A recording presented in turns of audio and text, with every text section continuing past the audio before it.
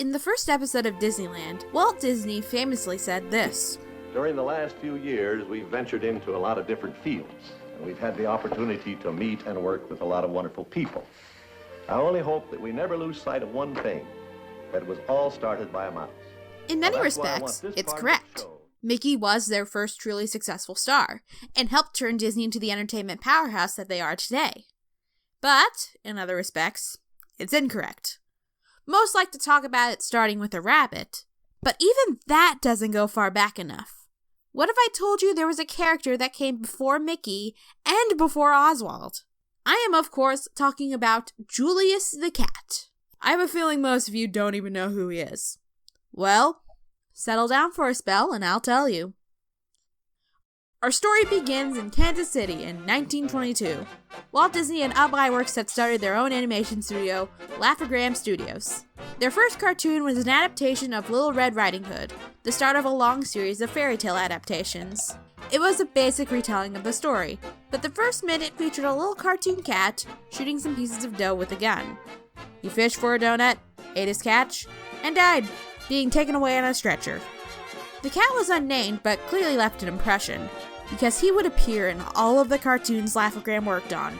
Other notable appearances included the cartoons Cinderella and Puss in Boots, where he played the main character. The cat's design was pretty simple: a black cat with a white muzzle, white paws, and short whiskers. Eventually, the whiskers and paws were dropped for an even more simplified design. And if you think he looks like Felix the cat, you're not wrong. According to legend, Walt's distributor had fallen out with Pat Sullivan, Felix's creator, and turned to Disney to fill the void.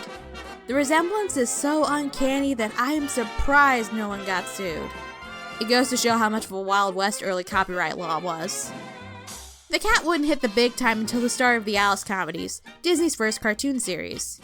There was a cat in the pilot Alice's Wonderland, but he made his first proper appearance in 1924's Alice's Spooky Adventures. Little Alice goes into a haunted house to retrieve a ball, and comes across a ghost begging for help. She pulls off his sheet, revealing a cat underneath, grateful for her rescue.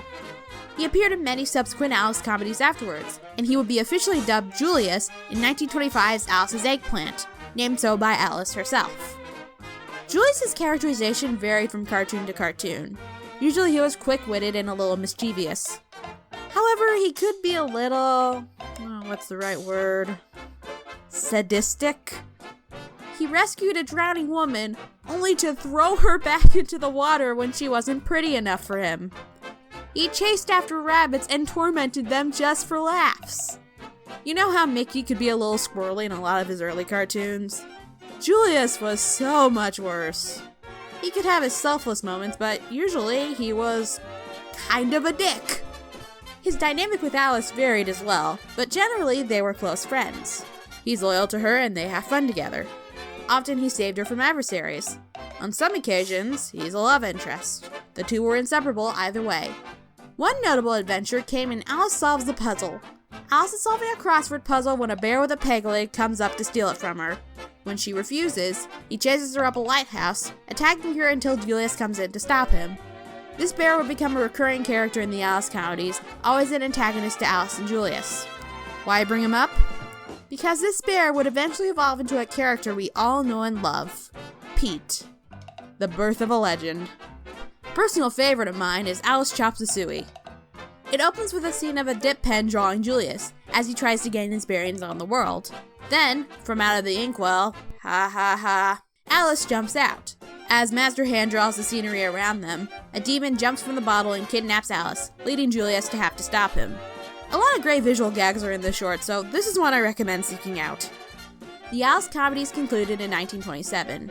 They were growing too expensive to produce, and they weren't making enough of a profit to justify their continued existence. Julius made his final appearance in Alice the Beechnut. After that, he was never seen again. Why? Charles Mintz, their distributor, wanted a new character to capture the public's fascination, and one that they could sell to Universal. Universal's founder, Carl Laemmle, suggested a rabbit, so Oswald the Lucky Rabbit was born. And Oswald was a big success. When they lost the rights to him, Mickey came along and the rest is history. Julius just fell to the wayside as they moved on to bigger and better things. It happens. The fact that he was a carbon copy of Felix the Cat might have been a factor. As much as I love Felix, we don't need more than one of him. and Julius's characterization did leave more to be desired. So, down he fell into the bottomless depths of obscurity. But it is Disney, where even the most obscure things can find their way into modern projects. When California Adventure reopened in 2012, Sunshine Street became Buena Vista Street. Among the new storefronts was Julius Katz & Sons. If the name wasn't enough of a giveaway as to who this was a tribute to, the storefront window has a black cat on it. And that's where our story ends. It's a little anticlimactic. Unlike other characters I've covered, I can't say whether or not Julius will make some dramatic comeback one day. If he hasn't done so already, it'll probably never happen. But, you know, stranger things have happened. Rubber Hose Animation has made a comeback in recent years. Maybe there is room for Julius somewhere. Someone just has to find out where that somewhere is. I hope you enjoyed this little piece of Disney history. Now I'll pass the question off to you.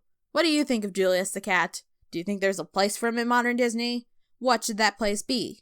Whatever you're thinking, let me know down in the comments. But that's all the time I've got for today. Thank you so much for watching as always, and I will talk to you guys soon. Take care.